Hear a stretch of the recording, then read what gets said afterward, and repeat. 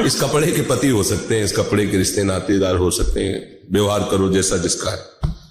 मेरा तो केवल प्रभु से संबंध है और मेरा पालन पोषण केवल प्रभु से ही होगा। मेरे सामने जो भोजन आएगा मैं मानूंगा मेरे प्रभु ने दिया है, बस।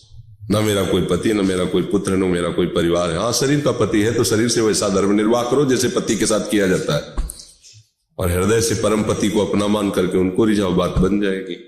झगड़ा अज्ञान की वृत्ति से होता है, भक्ति की वृत्ति कहीं झगड़ा नहीं कराती, कहीं भी नहीं। भक्ति बहुत विवेकपूर्ण होती है, कहीं भक्त झगड़ा करते नहीं मिलेगा। जहां झगड़ा हो रहा है वहां ज्ञान है, भक्ति नहीं है, क्योंकि भक्त विवेकवान होता है।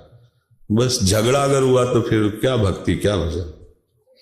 अपने पति में भी भगवान का दर्शन करो, भावना करो। शरीर का वो पति है इसलिए शरीर सेवा में रखो उसकी, उससे आप आकांक्षा मत करो। हमारा झगड़ा तब होता है जब हम उससे आकांक्षा करते। तुम पति हो, तुम्हारा ये कर्तव्य है मेरे लिए ऐसा करो। झगड़ा, मैं तुम्हारी पत्नी हूं, तुम जो मनावे सो करो, मैं अपने कर्तव्य का पालन करूंगी, उसका फल चाहूंगी, परम पति श्री कृष्ण प्रसन्न हो। यह है भक्ति, इसमें झगड़ा हो ही नहीं सकता। जब हम सामने से चाहते हैं सुख तब झगड़ा होता है। जब हम सामने वाले को सुख देना चाहते हैं, आप अपना जानो, हमारा जो कर्तव्य मैं पत्नी हूं मैं वैसा करूंगी, तो श्री कृष्ण आपकी रक्षा करेंगे, श्री कृष्ण आपके मित्र होंगे, श्री कृष्ण आपके सहयोगी होंगे, और आप कहीं भी हो, कितनी भी घोर राक्षसी प्रवृत्ति में हो, तो भी आपकी भक्ति बाधित नहीं होगी और आप भगवान को प्राप्त हो जाओगे। लंका जैसे निशाचरों के बीच में भी विष्णु जी ने भक्ति करके दिखा दिया। जैसे 32 दांतों के बीच में जीव, ऐसे लंका में भक्ति। सब ऋषि मुनियों को खाने वाले निशाचर जहां रह रहे हैं वहां भक्ति, आश्चर्य की बात है। तो भक्त की भक्ति सुरक्षित रहे, वो केवल अपने आराध्य देव में ही अपनापन रखे, पर व्यवहार में त्रुटि न करे। व्यवहार में बहुत चतुरता चाहिए। एक बार रावण को सूचना दी कि तुम्हारे घर में ही विरोधी बैठा हुआ है, शत्रु पक्ष का आदमी। बोले क्या? बोले दीवालों में लिखा है राम राम राम, देख लो, तुम विभीषण महामंत्री है, तुम्हारा भाई है, दीवालों में भी लिख रखा है राम राम, तुम्हें नहीं दिखाई दिया? रावण स्वयं गया, देखा तो लिखा था राम। बुलाया, ए शत्रु पक्ष का नाम। महामंत्री थे, बड़े चतुर भक्त, चतुरामय भजे थे चतुर न। उनका भैया कैसे आपने कह दिया शत्रु पक्ष का नाम? बोले राम लिखा है। बोले हाँ, रा से रावण, मां से मंदोदरी। आपको हाँ ये बताओ, पसंद चला गया कुछ नहीं। भक्त इतना चतुर होता है, विवेकवान होता है कि झगड़ा नहीं करता। देखो लात मारा फिर भी झगड़ा नहीं किया, यही कहा तुम पितु सरिष भले ही मुझे मारा, राम भजे हित नाथ तुम। ठीक है, अब मैं जा रहा हूं प्रभु के पास, झगड़ा नहीं, तुम्हारा हित हो, तुम्हारा मंगल हो, प्रभु का भजन करने से तुम्हारा मंगल होगा। ठीक है, कोई बात नहीं, हम जा रहे हैं प्रभु की शरण में जा रहे हैं। ऐसा अगर आप पति पुत्र परिवार आदि झगड़ा के हम बहुत भक्ति, तो भक्ति नहीं दिखावा है। भक्ति कहीं झगड़ा नहीं करती, कहीं भी किसी भक्ति को। उसमें देखो रोज अपने घर में लात जूता थप्पड़ चला रहे हैं क्योंकि भक्ति उनकी बाधित हो रही। ऐसा भक्त को देखा गया पिट गया है, चमत्कार ठाकुर जी प्रकट किए, वो कभी ऐसा नहीं। वो तो बहुत होगा तो रो देगा, बस उसका यही बल है। गाली देना, मारना, पीटना, ये सब करना भक्तों के जीवन में नहीं पाया गया।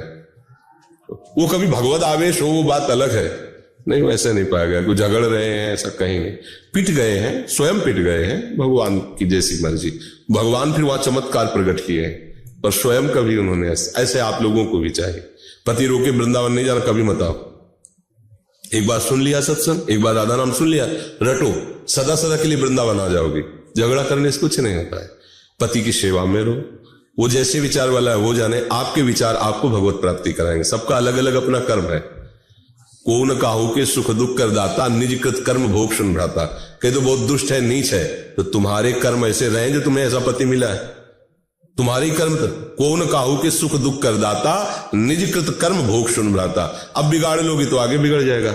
अब संभाल लो पीछे की गलती और उसी में राधा वल्लभ लाल की भावना करो। जैसे मंदिर में भावना करते हैं ऐसे पति में भावना करो, तुम्हें तुम्हारी भावना का फल मिलेगा, वो अपनी भावना में विचरण करेगा। इसलिए मुझे लगता है भक्त को सुलझा हुआ होना चाहिए। झगड़ा झंझट ये सब ऐसे नहीं। प्रणाम बोला, कंठी नहीं बांधना, तिलक नहीं लगा, मत लगाओ। एकांत में सूखी रज ले लिया, ऐसे कर लिया, तिलक भी गुरु आज्ञा पालन हो गया, लगा भी नहीं बांधा कंठी। कंठे में हम राधा राधा राधा राधा बसा लिया, श्री जी मिल जाएंगे। झगड़ा करने से क्या होता है? जैसे परिवार में झगड़ा ना हो और भजन हो, माताओं बहनों को ऐसा भजन करना चाहिए। कोई ऐसा भजन नहीं करना, दिखावा नहीं करना जिससे परिवार में झगड़ा झंझट हो और वो भगवान के प्रति और नास्तिक हो जाए। यार जब हम ऑफिस से आते हो ग्रंथी लिए बैठी रहती हो, आरती करती रहती है, न चाय न पानी, मतलब क्या यार भगवान, मतलब अगला तो परेशान हो जाएगा। नहीं, एकांत में कर लो, उसके सामने उसके लिए व्यवस्था करो, वो प्रभु स्वरूप है, वो आया हुआ। चतुरता चाहिए, ये जो नहीं हमारी तो ये समय है बस भोग लगाने का सीरीज है। पति भूखा बैठा है, ऑफिस से आया है, वो कह रहा है एक गिलास जल, नहीं हमारे ठाकुर के भोग का समय है, अभी जान ही नहीं पाए कि ठाकुर है क्या। अरे सब में वो बैठा हुआ है, अपने जो सिंहासन में बैठे हैं तो इतने प्यासे नहीं है, वो प्यासा है, जल लिया, ठाकुर जी को दिखाया। हाँ वो अपने काम में लगा, मौसम समय मिला निकल गए एकांत में अपने ठाकुर की चुपचाप सेवा करे। ऐसे कभी विरोध नहीं होगा।